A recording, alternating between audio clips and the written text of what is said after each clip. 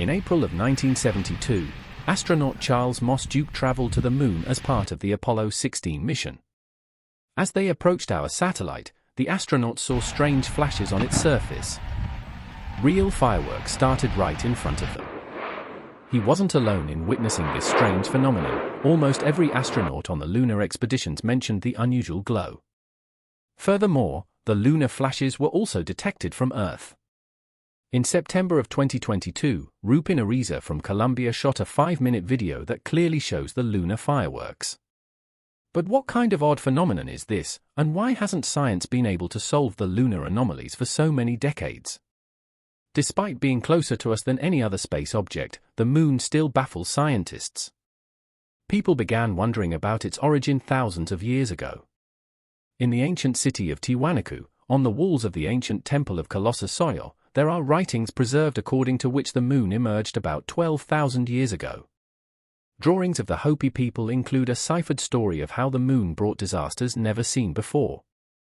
Their legends contain descriptions of our planet's tumble and swing, changing its orbit and rotation speed, while the legends of the African Zulu people say that the Moon is a flaming dragon's egg. 2 brothers with scaly skin stole it, hollowed out its yolk, and left its shell in the sky. But even thousands of years later, today's scientists have no definitive answer to the question of the Moon's origin. According to one theory, in the past, Earth and the Moon were in different parts of the solar system. This theory could have put an end to disputes on the Moon's origin, except for one finding that bewildered scientists. The fact is that rocks identical to those of terrestrial origin were found on our satellite. So if our planet and the Moon formed in different parts of the universe, how can they consist of some of the same stuff? Professor Sarah Russell from London's Natural History Museum suggests another theory. She thinks the Moon and Earth could have formed together 4.5 billion years ago. When our planet was only just forming, it spun very fast, so fast that part of its crust split and ended up in its orbit. These scraps then formed the satellite. But the problem is that, in this case, the composition of the Moon and Earth should be identical. Partly, the first findings by the Apollo astronauts could prove this theory, but soil samples from the far side of the Moon showed that its composition over there is absolutely different.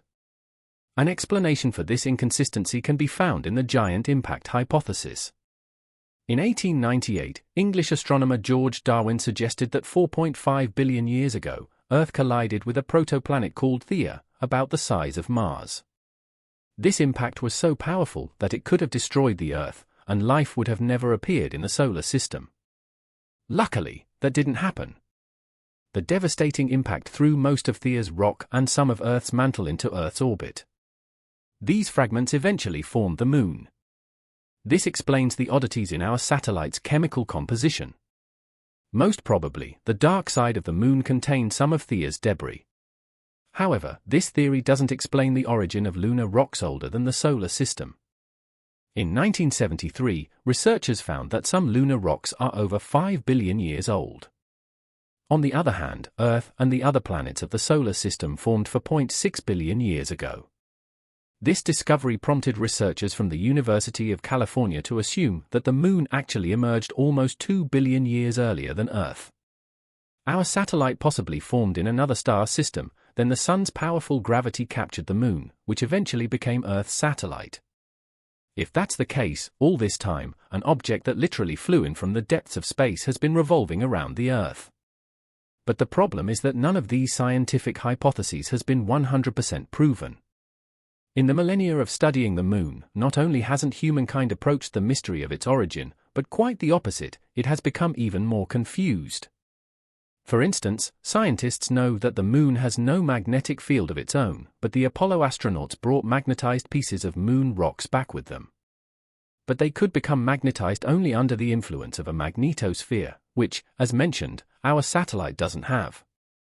In April of 1972, the Apollo 16 crew made another astonishing discovery. About 100 kilometers deep under the Moon's surface, they found 2 ferromagnetic shields, each over 1,000 kilometers long. The find looks like someone built 2 giant steel support beams inside the Moon. Today, nobody knows how they ended up there. It's possible NASA has more information, but the space agency doesn't seem in a hurry to share it. For some reason, even the information that rock samples brought back by Apollo 14 contained water was kept secret for 40 years. Only in 2010, when the news that lunar probes found 600 million tons of water ice in the satellite's craters made headlines, did NASA finally reveal the information on the earlier find. So we definitely won't know the truth about the ferromagnetic shields anytime soon. And now, on top of all the moon secrets, there are those mysterious flashes. It's possible the solution to their mystery hides inside the moon. The thing is that our satellite has a strange orbit, which doesn't fit its size. This makes scientists think that inside the moon could be less dense. During the first landing on its surface, astronauts installed seismic equipment.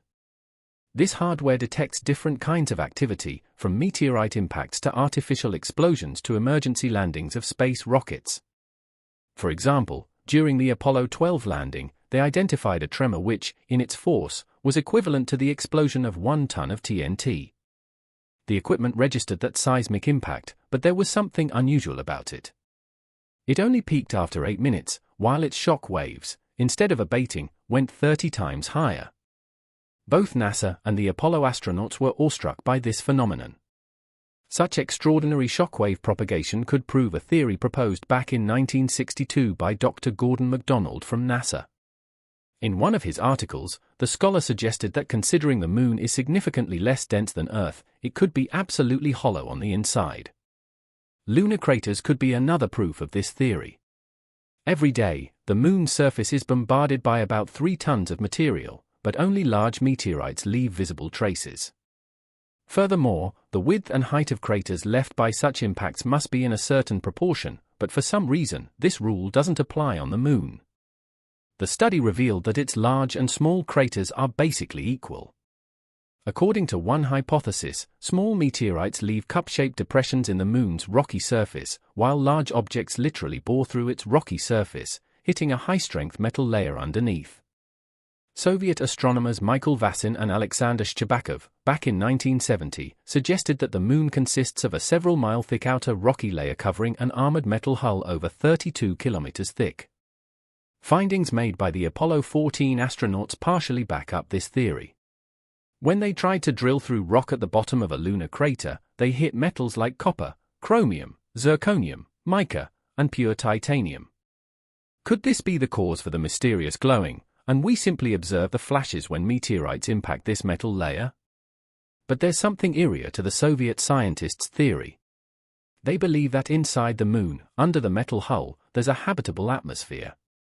Writer Herbert Wells was the first to come up with the idea of a hollow moon in his book The First Men in the Moon, but some scientific hypotheses are even bolder than science fiction. Back in 1970, USSR scientists Michael Vasin and Alexander Shcherbakov seriously considered that it was actually possible the moon was an artificial hull inside which there was life. According to the Vasin-Shcherbakov conjecture, a space body was sent from some remote region of the galaxy to circle in Earth's orbit, and an advanced extraterrestrial civilization has existed there for millennia.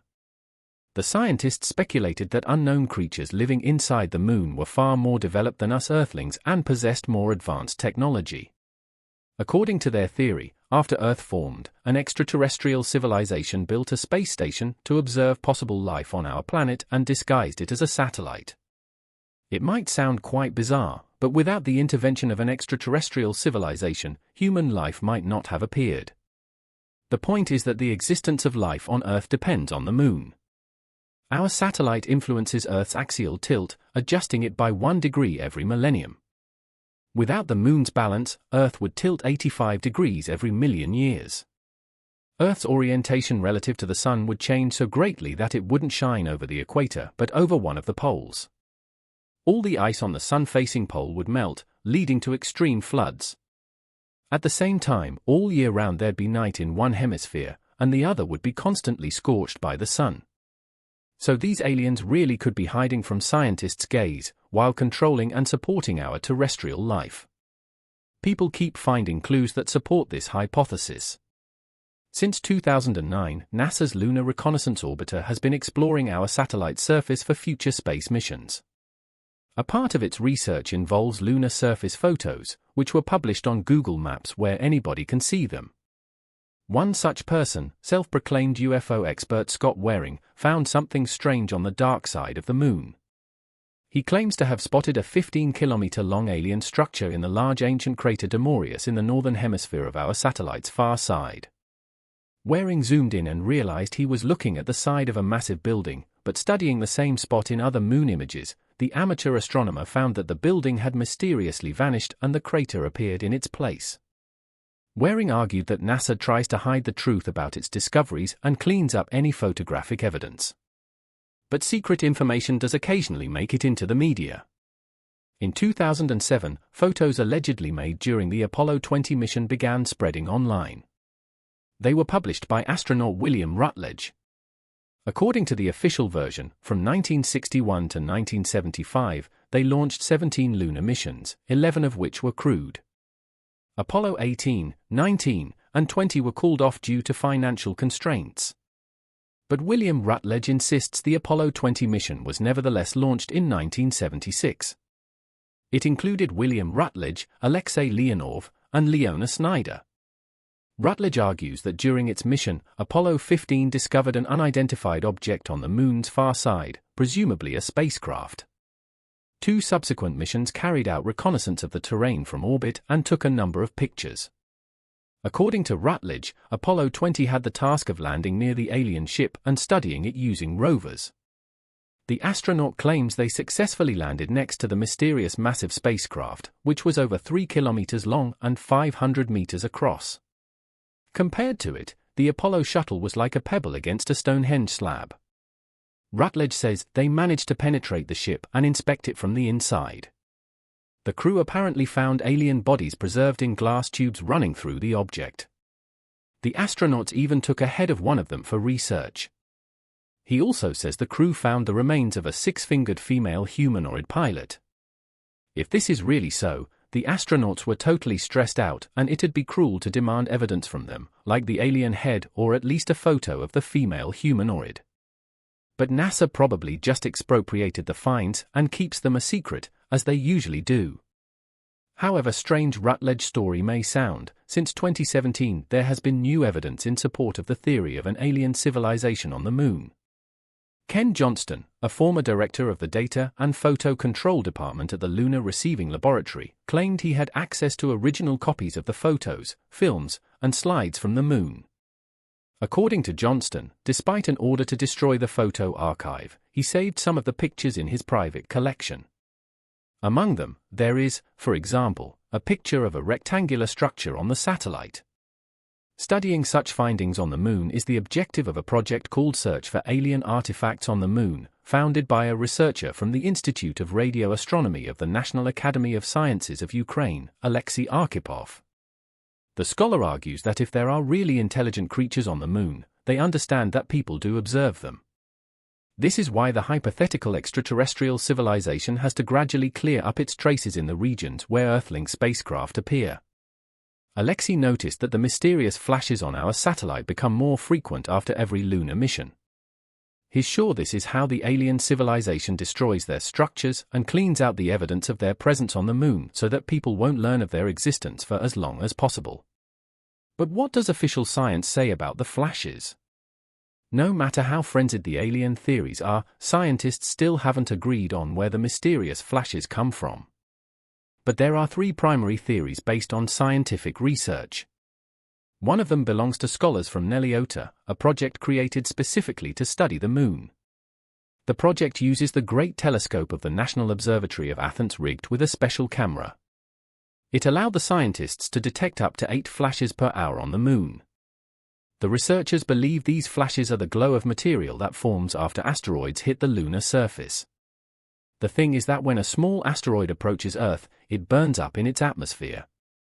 However, the moon has no atmosphere, so when a little rock impacts it, it shatters against its surface, heating it up and producing a flash. But some researchers believe it's got nothing to do with meteorites and these are specular reflections. You see, as time passes, rocks from the moon's depths outcrop as a result of erosion. These rocks formed inside craters 150 million years ago.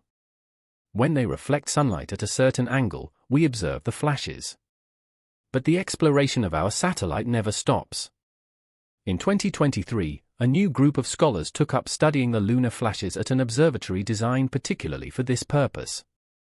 Astronomers constantly observe the moon using two cameras located 100 kilometers north of Seville, Spain. When both cameras detect a flash, they record detailed photo and video materials about the event and send them electronically to the Julius Maximilian University of Würzburg in Germany, which oversees the telescopes. The project manager, Hakan Hayer, is inclined to believe the flashes are a product of seismic activity. According to his observations, gas could leak from the moon's depths, reflecting sunlight. This could also explain the so-called lengthy flashes, which can last for hours. Even though scientists worldwide are studying this lunar phenomenon, its origin is still a mystery. Therefore, any of the theories, from the meteorite flashes to the explosions of alien bases, could turn out to be true. You can also come up with your own theory on the origin of the flashes, and it might explain the moon's secrets even better than scientists' assumptions. For example, we could even accept that our satellite is a mere hologram created by NASA, and the moon flashes occur when space objects pierce the hologram. What do you think? Share your theories about the mysterious flashes in the comments.